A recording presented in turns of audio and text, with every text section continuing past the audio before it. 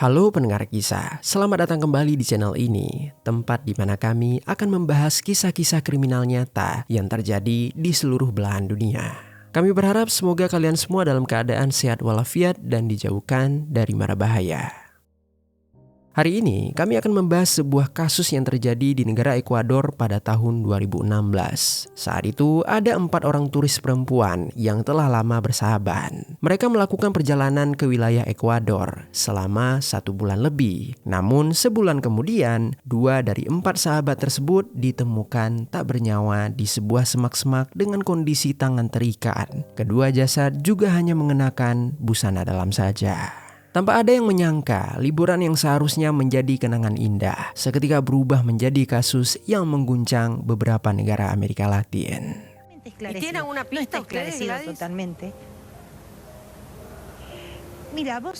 Bagaimana kisah selengkapnya? Jadi beginilah kisah di baliknya.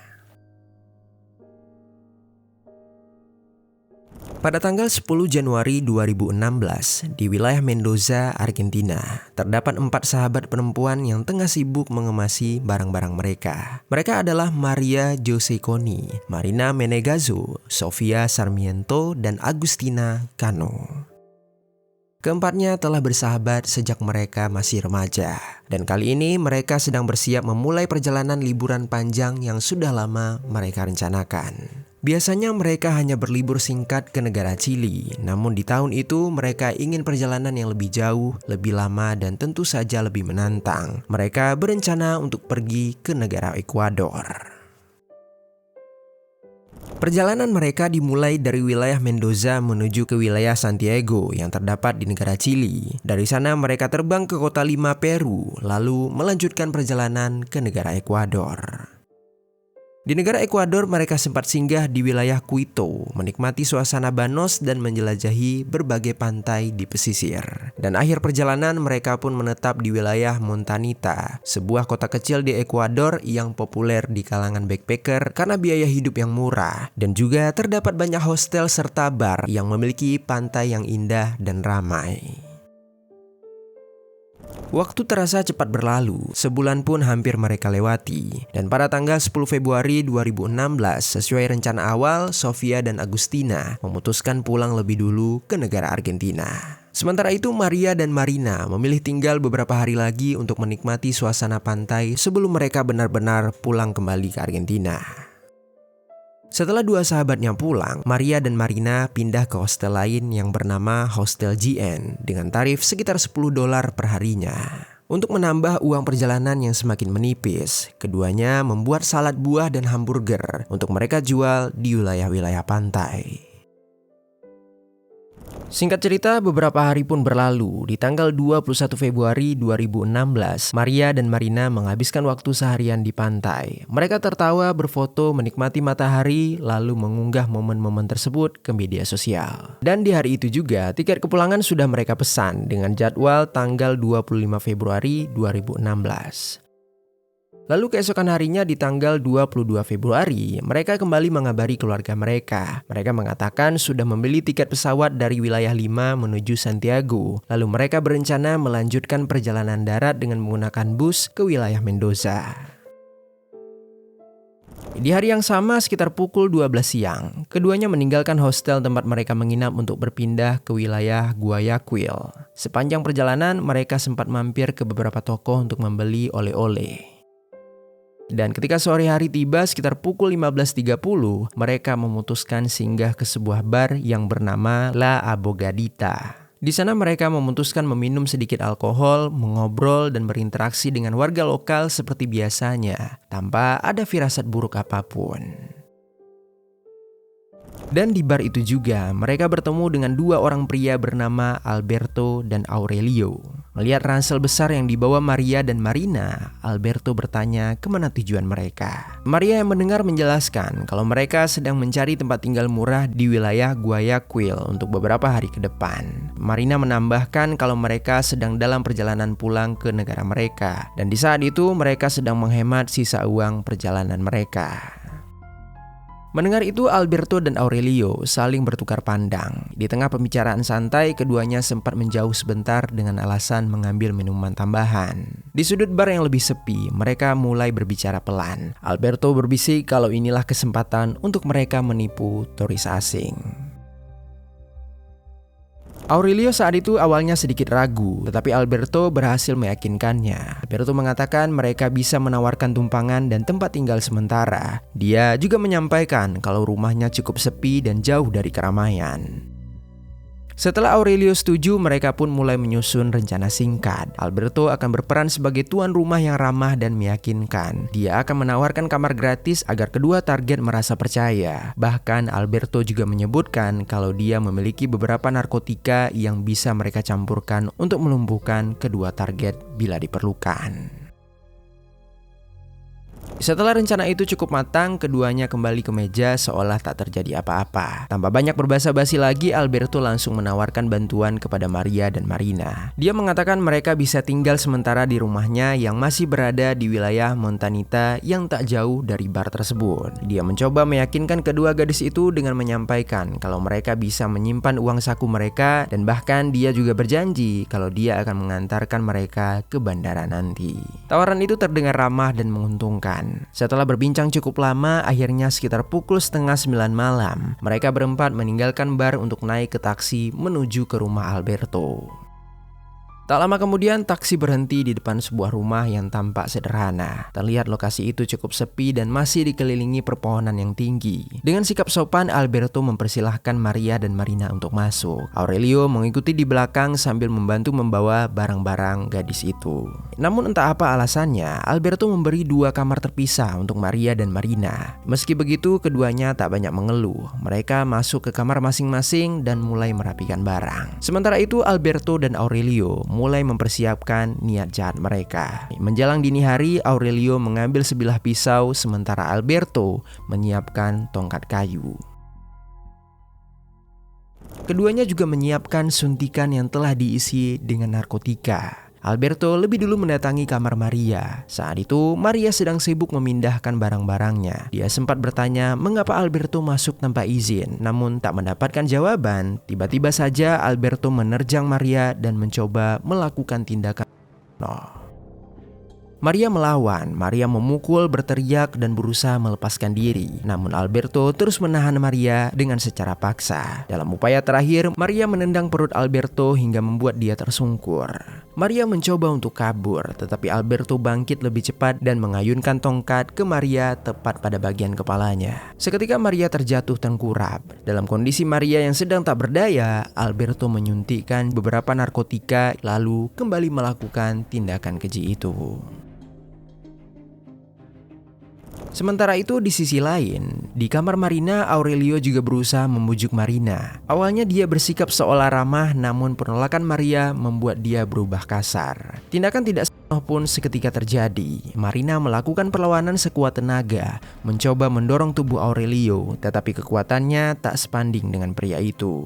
Marina terus merintih kesakitan, hingga akhirnya Aurelio menyuntikkan obat yang sama. Dia menikam leher Marina dengan pisau usai melakukan tindakan bejat tersebut.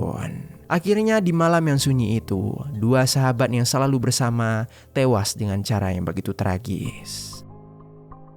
Menjelang pagi sekitar pukul 6:30, Alberto dan Aurelio membersihkan ruangan. Mereka lalu memasukkan jasad Maria dan Marina yang ketika itu hanya mengenakan pakaian dalam serta tangan dalam kondisi terikat. Tak lama dari itu, Alberto menghampiri rumah tetangganya yang bernama Jose. Dia meminjam kepada Jose sebuah gerobak dan meminta bantuan Jose untuk membuang jasad tersebut. Entah diberi imbalan, Jose menyetujui permintaan itu tanpa banyak bertanya. Kemudian secara bersama-sama mereka mengangkat kedua jasad dengan menggunakan gerobak. Jasad Maria dibuang sekitar 400 meter dari rumah Alberto, sementara jasad Marina dibuang sekitar 40 meter dari lokasi jasad Maria. Setelahnya mereka juga menyembunyikan ransel, ponsel, serta barang-barang kedua korban di antara semak-semak yang berada di halaman belakang rumah tersebut. Singkat cerita, akhirnya sejak Maria dan Marina berhenti memberikan kabar kepada keluarga mereka, keluarganya mulai merasa ada yang tidak beres. Awalnya mereka masih berusaha tenang dengan kemungkinan sinyal sedang buruk atau ponsel mereka mati. Mereka mencoba meyakinkan diri kalau semuanya baik-baik saja. Namun hari demi hari pun berlalu tanpa adanya satupun pesan yang masuk. Tidak ada balasan, tidak ada unggahan sosial media terbaru dari keduanya. Akhirnya keluarga memutuskan melaporkan kepada pihak kepolisian dan menyebarkan informasi terkait orang hilang. Foto-foto Maria dan Marina pun mulai beredar, berharap pada siapa saja yang mungkin pernah melihat keduanya. Tetapi sangat disayangkan, di awal tak ada petunjuk satupun yang muncul. Lalu tibalah di tanggal 25 Februari 2016, hari di mana seharusnya keduanya sudah bersiap untuk perjalanan pulang. Tetapi di pagi itu justru menjadi titik awal terungkapnya tragedi ini. Di sebuah area semak-semak dekat Montanita, seorang pria bernama Juan Perez Castro sedang berhenti di daerah itu untuk membuang air kecil. Saat itulah dia mencium bau menyengat yang tak biasa. Bau itu berasal dari sebuah kantong plastik hitam yang tergeletak mencurigakan di antara semak-semak. Karena merasa ada sesuatu yang tidak beres, Juan pun melaporkan kepada pihak kepolisian. Tak lama kemudian petugas tiba di lokasi. Ketika kantong tersebut dibuka, suasana langsung berubah tegang. Di dalam kantong itu terdapat jasad seorang perempuan dalam kondisi hampir setengah membusuk. Tangannya juga terikat. Tanpa berlama lagi, pihak kepolisian pun langsung mengevakuasi untuk dibawa ke tim forensik agar dapat diidentifikasi. Hasilnya pun akhirnya diketahui kalau jasad tersebut ternyata adalah Maria Jose Coni, berusia 22 tahun yang berasal dari negara Argentina. Polisi yang sudah mendapatkan informasi terkait keluarganya langsung menghubungi mereka. Dengan suara bergetar, pihak keluarga mengonfirmasi kalau mereka memang sudah kehilangan kontak dengan Maria sejak beberapa hari sebelumnya. Mereka juga menjelaskan kalau Maria tidak pergi sendirian. Dia berpergian bersama seorang sahabatnya bernama Marina, yang saat itu juga belum memberikan kabar. Mendengar informasi tersebut, polisi kembali menyisiri area sekitar lokasi penemuan pertama. Pencarian berlangsung selama beberapa hari, dan 3 hari kemudian, pada tanggal 28 Februari 2016, jasad Marina ditemukan sekitar 40 meter dari lokasi Maria. Korban sesuai dengan foto orang hilang yang telah beredar, yaitu Marina Menegazo dengan usia 21 tahun. Kedua jasad pun diserahkan kembali ke tim forensik untuk dilakukan proses otopsi. Sambil menunggu hasil otopsi keluar, polisi mulai menyusun potongan-potongan terakhir perjalanan dari kedua korban. Dari keterangan keluarga mereka, diketahui kalau Maria dan Marina terakhir menginap di sebuah hostel yang bernama Hostel JN yang terdapat di wilayah Montanita. Polisi pun bergerak ke sana dan memantau pergerakan terakhir mereka melalui rekaman CCTV. Dalam rekaman terlihat keduanya meninggalkan hostel sekitar pukul 12 siang. Beberapa jam kemudian mereka berada di sebuah bar. Saat malam tiba, kamera memperlihatkan lagi kalau keduanya keluar bersama 2 orang pria. Petunjuk itu membawa polisi ke bar tersebut. Penjaga bar membenarkan kalau 2 orang pria mencoba mendekati Maria dan Marina. Lalu mereka pergi bersama-sama dengan sebuah taksi. Dari situlah polisi melacak plat nomor kendaraan tersebut dan mereka berhasil menemukan sang pengemudi. Pengemudi kemudian mengakui telah mengantar mereka berempat lalu menunjukkan lokasi tepat di mana dia menurunkan penumpang malam itu. Tanpa membuang waktu, polisi segera mendatangi rumah yang dimaksud. Di sanalah mereka menemukan 2 pria bernama Alberto dan Aurelio. Rumah itu segera digeledah. Di dalamnya polisi masih menemukan jejak cairan merah di sebuah pisau dan di tepi kasur. Tak jauh dari sana ditemukan pula ransel dan ponsel milik korban yang tersembunyi di halaman belakang rumah. Saat dilakukan proses interogasi, Alberto dan Aurelio awalnya menyangkal segala perbuatan mereka. Namun bukti yang ditunjukkan terlalu kuat untuk dibantah. Perlahan keduanya mulai mengakui perbuatan mereka. Mereka mengaku kalau mereka telah melakukan tindakan tersebut karena dorongan nafsu dan ketertarikan terhadap kedua korban. Meskipun demikian, mereka bersikeras tidak ada orang lain yang terlibat. Namun penyelidikan tak berhenti di situ saja. Dalam proses pendalaman, tim forensik menemukan adanya DNA pria lain di lokasi kejadian. Nama itu adalah Jose Luis Ponce yang ternyata merupakan adik dari Juan, seorang pria yang pertama kali menemukan jasad Maria. Setelah ditelusuri lebih lanjut, terungkaplah kalau Jose ini ikut membantu para pelaku membuang jasad dan menutupi kejadian tersebut. Dia pun akhirnya juga ditangkap dan ditetapkan sebagai tersangka karena perannya dalam menyembunyikan kejahatan.